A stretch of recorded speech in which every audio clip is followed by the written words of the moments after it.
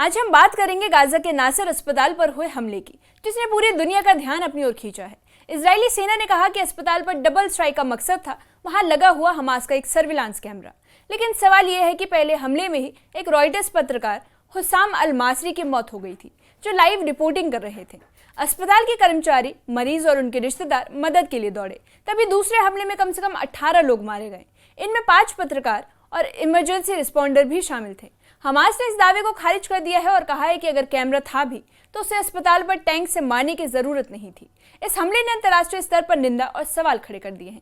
आइए आपको पूरा मामला विस्तार से समझाते हैं। न्यूज़ 18 के सोशल मीडिया प्लेटफॉर्म पर आपका स्वागत है। मैं आपके साथ साइमा परवीन। गाजा के नासर अस्पताल पर हुए हमले ने पूरी दुनिया का ध्यान खींचा है। इजरायली सेना का कहना है कि अस्पताल पर डबल स्ट्राइक इसलिए किया गया क्योंकि वहां एक हमास कैमरा था। लेकिन पहले हमले में रॉयटर्स पत्रकार हुसाम अल मासरी मारे गए। अस्पताल के कर्मचारी और मरीज उन्हें बचाने दौड़े थे और उसी दौरान दूसरा हमला हुआ, जिसमें कम से कम 18 लोग मारे गए। इसमें इमरजेंसी रिस्पॉन्डर और 5 पत्रकार भी शामिल थे। अस्पताल में मौजूद सभी लोग बिना हथियार के मदद कर रहे थे। अंतर्राष्ट्रीय मानवाधिकार संगठन इसे गंभीर उल्लंघन बता रहे हैं। इस हमले ने युद्ध में नागरिक सुरक्षा और पत्रकारों की सुरक्षा पर सवाल खड़े कर दिए हैं। पहला हमला अस्पताल की ऊपरी मंजिल पर हुआ। वहां मौजूद पत्रकार, हेल्थ वर्कर्स और मरीज मदद के लिए दौड़े। वीडियो और तस्वीरों में साफ दिखा कि किसी के पास हथियार नहीं थे। लेकिन टैंक से हुआ दूसरा हमला सीधे सीढ़ियों पर गिरा, जहां लोग पहले हमले में घायल लोगों की मदद कर रहे थे। अस्पताल अधिकारियों के अनुसार इस हमले में करीब 18 लोग मारे गए हैं। सेना ने अब तक ये नहीं बताया कि इतनी भीड़ में उन्होंने किस तरह मिलिटेंट्स को पहचाना। इससे साफ है कि हमला आम नागरिक और हेल्पर पर हुआ। मानवाधिकार संगठन इसे गंभीर उल्लंघन बता रहे हैं। इस घटना ने गाजा में युद्ध के नियमों और अस्पतालों की सुरक्षा पर गंभीर सवाल खड़े कर दिए हैं। इजरायली सेना का दावा है कि 6 लोग मारे गए, लेकिन अस्पताल और मृतक के नजदीकी सूत्रों का कहना है कि इसमें हेल्थ वर्कर और इमरजेंसी ड्राइवर भी शामिल थे। आपको बता दें कि इसका मतलब ये हुआ कि आम नागरिक और मददगार निशाना बने हैं। पिछले 22 महीनों में गाजा में पत्रकारों पर हमले लगातार बढ़ते जा रहे हैं। इस हमले में 5 पत्रकार मारे गए, जिसमें एपी की मरियम दागा भी शामिल थी। पत्रकारों की सुरक्षा लगातार खतरे में है। अंतर्राष्ट्रीय संगठन इसे गंभीर उल्लंघन मान रहे हैं। यह हमला दिखाता है कि युद्ध में हेल्थ वर्कर्स, पत्रकार और आम नागरिक हमेशा जोखिम में रहते हैं। इजरायली सेना ने कहा कि दोनों हमले टैंक से किए गए। ऐसे हमले डबल टैप कहलाते हैं। दुनिया भर में इन हमलों की निंदा होती रही है, खासकर जब अस्पताल और नागरिक प्रभावित होते हैं।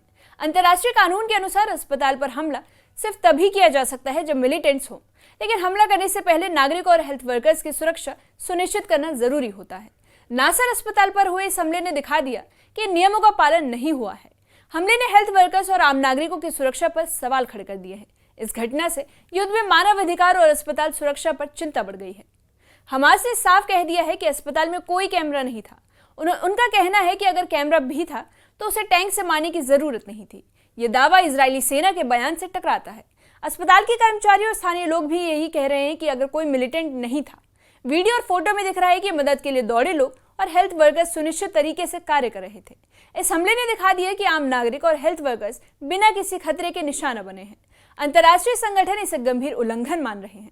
इस हमले ने युद्ध के नियमों और अस्पतालों की सुरक्षा पर भी सवाल खड़े किए हैं। इस हमले के बाद गाजा में नाराजगी और चिंता दोनों बढ़ गई है। अंतर्राष्ट्रीय नेता और मानवाधिकार संगठन इस हमले की निंदा कर रहे हैं। संयुक्त राष्ट्र के मानवाधिकार कार्यालय ने कहा है कि पत्रकारों की हत्या पूरे विश्व को झकझोर देनी चाहिए। इस हमले ने साफ कर दिया कि गाजा में पत्रकार और हेल्थ वर्कर्स लगातार खतरे में हैं। अस्पताल और नागरिक इलाकों पर हमले ने युद्ध के नियमों और मानवाधिकार के उल्लंघन का उजागर किया है। स्थानीय लोग और अंतर्राष्ट्रीय संगठन अब इस घटना की जिम्मेदारी तय करने की मांग कर रहे हैं। यह हमला युद्ध में आम लोगों और मददगारों की सुरक्षा पर गंभीर सवाल खड़ा कर रहा है। अब आपको बता दें कि इस युद्ध में पत्रकारों पर हमले लगातार बढ़ रहे हैं।